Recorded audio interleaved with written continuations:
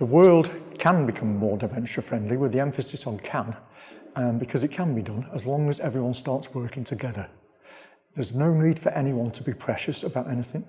We need to share information, we need to talk to each other, and we need to make sure that no one ever feels left out and alone.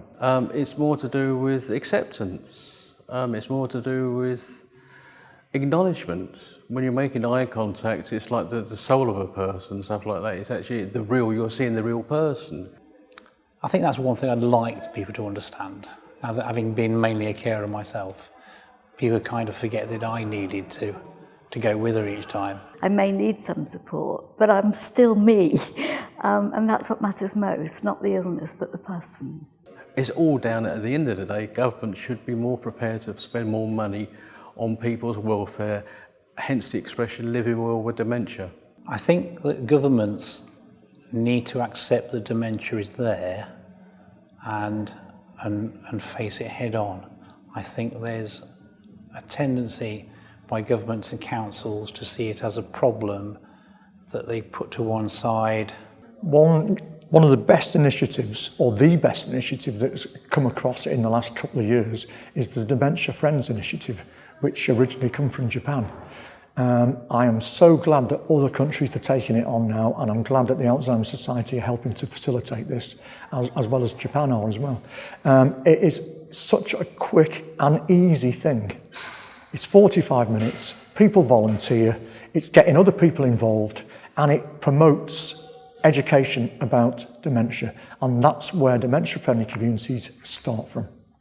My community could become more dementia-friendly if more organisations, all organisations ideally, whether they be shops or banks or clubs or taxi drivers, became dementia friends and signed up to becoming dementia friendly, taking small steps.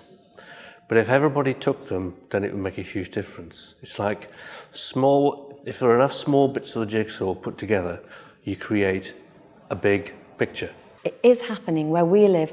We're at a very early stage, but they've started to expand from the very small hub that's begun to actually start to take in the further villages and towns in our area.